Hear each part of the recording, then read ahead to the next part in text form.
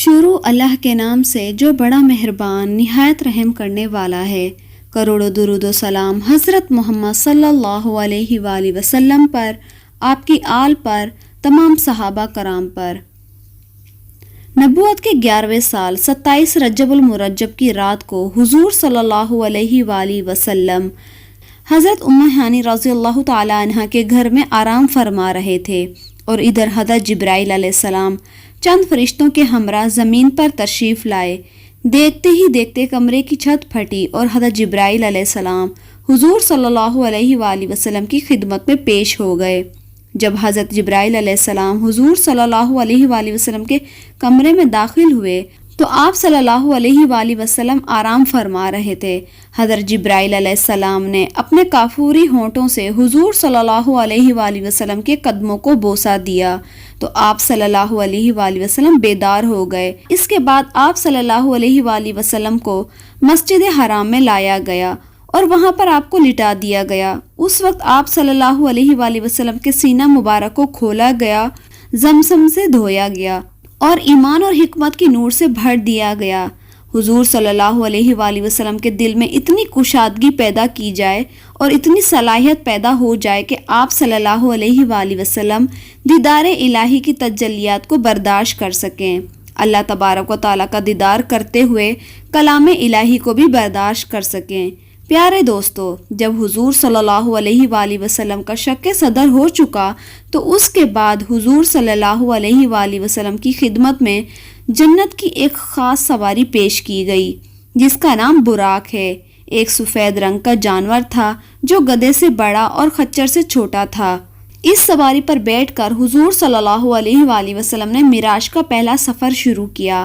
آپ صلی اللہ علیہ وآلہ وسلم براق پر بیٹھ کر مسجد حرام سے مسجد اقصی پہنچے۔ وہاں پر تمام انبیاء کرام نے حضور صلی اللہ علیہ وآلہ وسلم کا استقبال کیا۔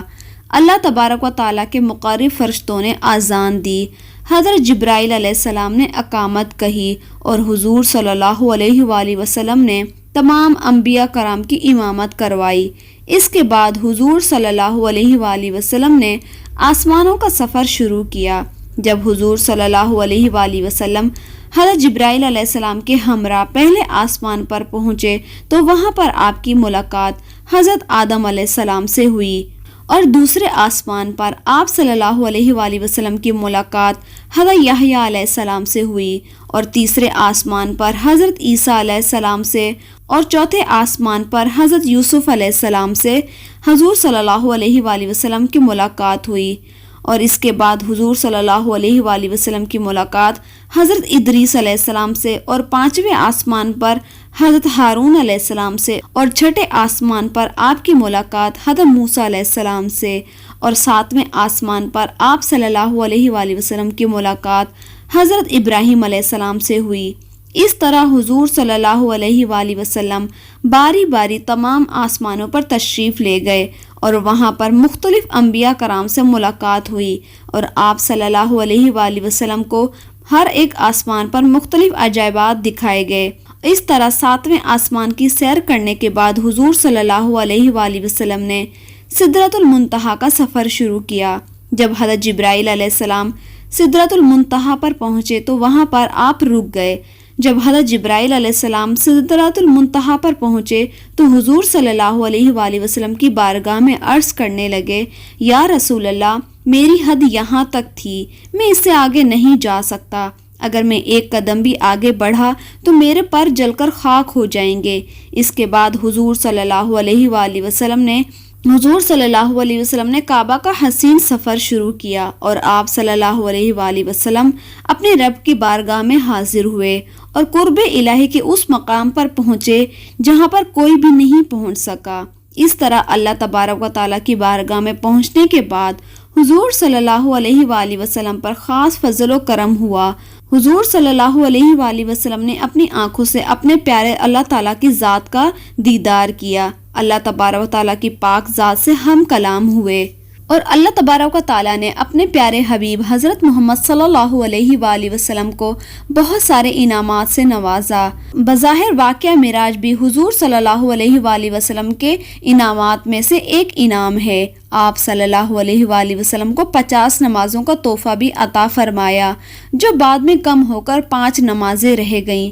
شب معراج کی رات حضور صلی اللہ علیہ وآلہ وسلم کو جنت اور جہنم کی سیر کرائی گئی۔ پیارے دوستو، اس سفر کے بعد حضور صلی اللہ علیہ وآلہ وسلم دوبارہ دنیا میں تشریف لے آئے۔ اس سفر کے دوران حضور صلی اللہ علیہ وآلہ وسلم نے 5 سواریوں کا استعمال فرمایا اور 5 سواریوں پر سفر فرمایا۔ مسجد حرام سے بیت المقدس تک حضور صلی اللہ علیہ وآلہ وسلم نے براق پر سفر فرمایا اور بیت المقدس سے پہلے آسمان تک حضور صلی اللہ علیہ وآلہ وسلم نے نور کی سیڑھیوں کے ذریعے سفر فرمایا اور پھر پہلے آسمان سے لے کر 7ویں آسمان تک فرشتوں کے بازوں پر سفر فرمایا اور 7ویں آسمان سے لے کر سدرۃ المنتہا تک حضرت جبرائیل علیہ السلام کے بازوں پر سفر فرمایا اور سدرۃ المنتہا سے لے کر کعبہ کوسنین تک رف رف پر سفر فرمایا۔ اللہ تبارک تعالیٰ کی بارگاہ میں حاضر ہوئے حضور صلی اللہ علیہ وآلہ وسلم کی شان اور معجزہ یہ تھا کہ آپ صلی اللہ علیہ وآلہ وسلم نے ہزاروں سالوں کا سفر چند لمحوں کے اندر طے فرمایا، اور حضور صلی اللہ علیہ وآلہ وسلم معراج سے جب گھر واپس تشریف لائے تو آپ صلی اللہ علیہ وآلہ وسلم کے دروازے کی کنڈی اسی طرح ہل رہی تھی، اور آپ صلی اللہ علیہ وآلہ وسلم کا بستر مبارک بھی گرم تھا، اور آپ صلی اللہ علیہ وآلہ وسلم کے وضو کا پانی بھی خشک نہیں ہوا تھا۔ معراج کے سفر میں اللہ تبارک تعالیٰ نے اپنے پیارے محبوب حضرت محمد مصطفیٰ صلی اللہ علیہ وآلہ وسلم کو اس کی امت کے لیے ایک خاص تحفہ بھی عطا فرمایا، اور وہ تھا 5 وقت کی نماز، جو کہ ہر مسلمان پر فرض ہے۔ نماز کو حضور صلی اللہ علیہ وآلہ وسلم نے مومن کی معراج قرار دیا ہے۔ جس طرح حضور صلی اللہ علیہ وآلہ وسلم اللہ تبارک تعالیٰ کے خاص قرب میں تشریف لے گئے، اسی طرح ہر مسلمان نماز کے اندر اللہ تبارک تعالیٰ کا خاص قرب پاتا ہے۔ اللہ تبارک و تعالیٰ سے دعا ہے کہ اللہ تعالیٰ ہمیں 5 وقت کا نمازی بنائے اور حضور صلی اللہ علیہ وآلہ وسلم کی سنت پر چلنے والا بنائے۔ آمین۔